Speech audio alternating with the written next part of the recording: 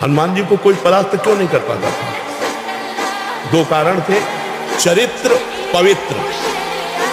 पवित्र और भगवान का चिंतन।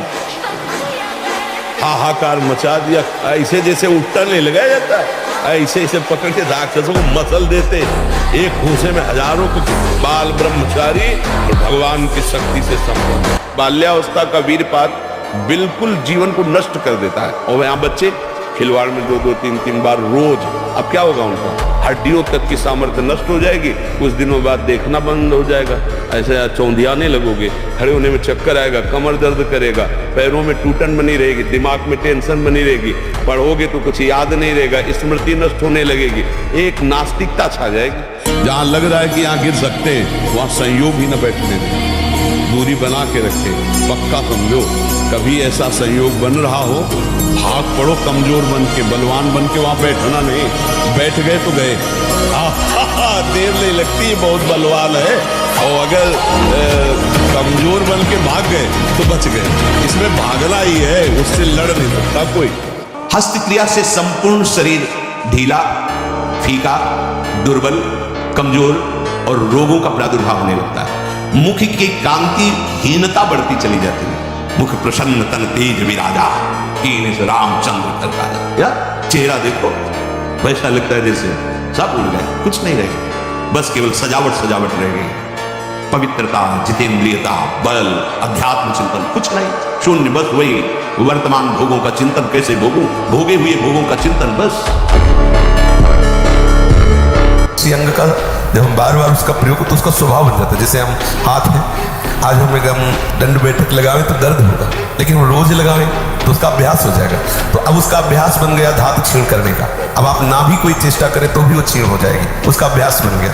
अब हम ऐसा तमोगुणी भोजन पाले, बहुत कड़वा, बहुत तीखा, बहुत खट्टा, तो वो धातु का क्षरण हो जाएगा, भोजन सही। कब्ज बन जाए तो उससे नष्ट हो जाएगा।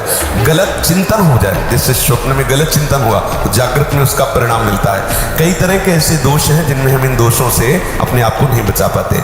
वे प्रार्थना करते हैं कि हमारा ये दुख मिटा दो, फिर दूसरा दुख आएगा। ये कब तक भिखमंगापना चलता रहेगा? किसी को केवल सूचना दे दी जाए रिपोर्ट में कि तुम्हारी किडनी फेल होने जा रही, फिर उसकी फोटो खींच लेना और प्रेमानंद की फोटो खींच के मिला लेना।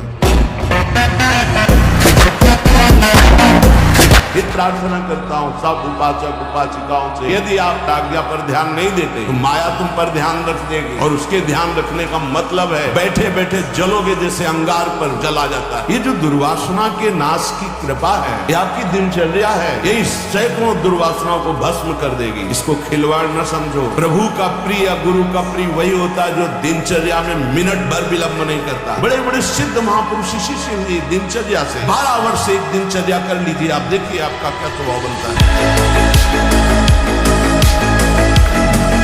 आज से हमारी तुम्हारी दोस्ती पक्की, और हमारी दोस्ती यहाँ की केवल नहीं होती, आर पार की होती है। आर पार की, अगर कह दिया हम उन्हीं के बल पे दहाड़ते हैं और उन्हीं के बल से गारंटी लेते हैं, उन्हीं के बल से बात करते हैं।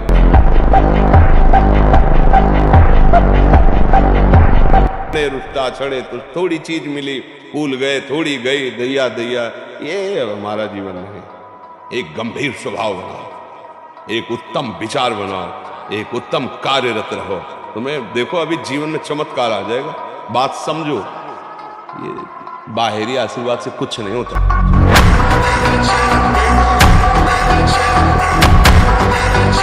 सोडा वाटर, लेमन या ठंडे पेय पदार्थ जो शीशियों में आते हैं, ये ब्रह्मचर्य, संयमी, भगवत मार्ग, ये सब चीजें ले भाई।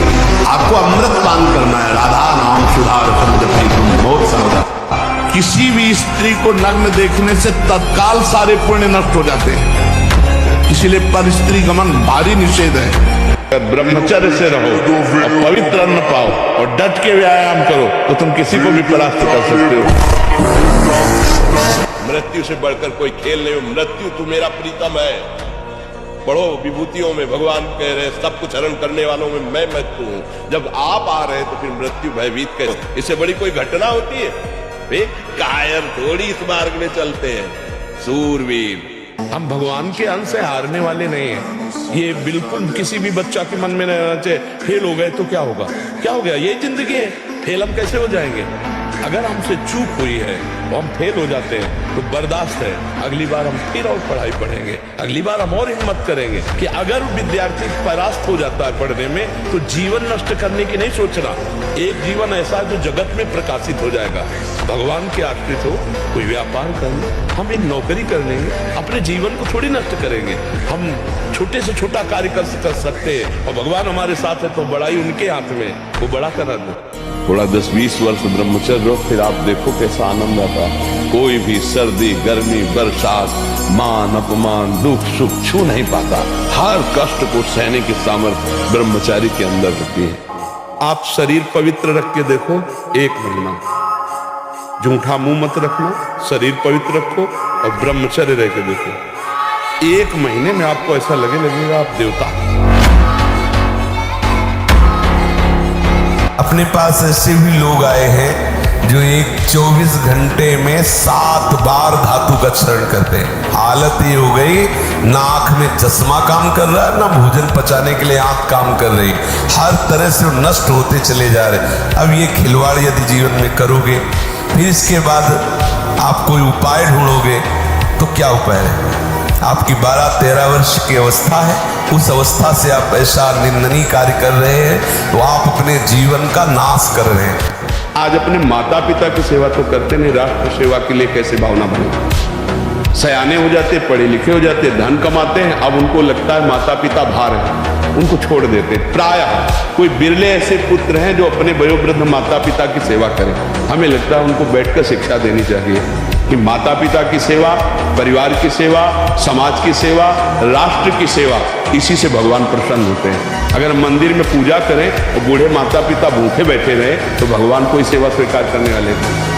अभ्यास तो इतना विचित्र है भैया कि हमको एक साधक मिला, उसने बताया मैं करता ही नहीं, सोते हुए मेरे हाथ से हो जाता है, मैं करता भी नहीं हूं, मुझे सुध भी नहीं रहती। तो हमें पहले तो लगा कि ऐसा कैसे हो सकता है, फिर चिंतन में आया कि अभ्यास के द्वारा हो सकता है। अभ्यास, गलत अभ्यास हमारे जीवन को नष्ट कर देता है। तो क्या हम सही अभ्यास से धीरे धीरे गलत अभ्यास पर शासन नहीं कर सकते? कर सकते हैं। आपको यदि लगता है झूठ बोलने से हमें 1000 का फायदा हो जाता है तो 10,000 का पीछे नुकसान आ रहा है जिसे तुम नहीं देख पा रहे हो। माना सत्य बोलने से आपको 4 रुपए मिलेंगे और झूठ बोलने से 400 मिलेंगे। लेकिन आप ध्यान रखना, अगर झूठ बोल के कमाओगे तो ऐसे बच्चे पैदा होंगे कि जिंदगी भर उनकी तुम्हें सेवकाई करनी पड़ेगी और अधर्माचरण में तुम्हारी प्रवृत्ति बढ़ेगी।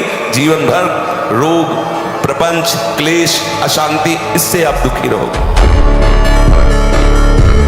अपने चित्त को प्रभु के नाम रूप में लगाइए। भोगों का चिंतन ही ना हो तो कोई परेशानी नहीं भोग त्यागने में। भोग त्यागने में इसलिए परेशानी है कि हमारा भोग चिंतन मुझे चैन से नहीं रहने देता। अंदर से देखिए, कोई भी भोग क्रिया होने के पहले उस भोग में तदात्म होता है और चिंतन होता है। क्रिया बाद में होती है, सब कार्य पहले हो जाता है चिंतन के द्वारा। अब चिंतन के द्वारा उससे जो सुखानुभूति हो रही, अब वो क्रिया में सुखानुभूति प्राप्त करना चाहता वो है नहीं। फिर क्रिया के बाद फिर चिंतन, फिर क्रिया, फिर चिंतन, दुर्गति को प्राप्त हो जाता है। चिंतन बदल गया, फिर क्रियाओं का कोई महत्व नहीं।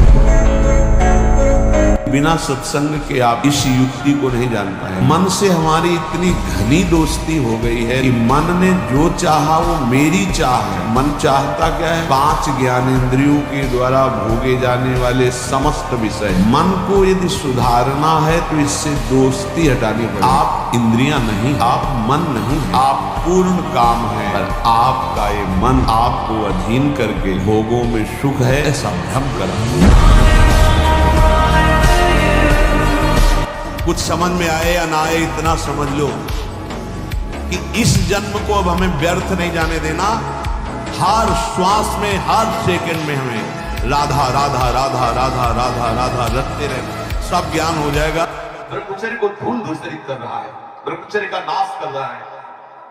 कमजोर हो जाती है, सीधे बैठने की सामर्थ्य खत्म हो जाती है। वीरपात करने वाले के मसूड़े में फूलना, मुख से दुर्गंध आना, शरीर का पसीना दुर्गंध युक्त होना, नाक के साइड में यहाँ कालीमा आ जाना, उधर लंबा होना, पेट बढ़ना शुरू हो जाता है। वाणी में मृदुता नष्ट हो जाती है, कर्कशता, रुक्षता आ जाती है।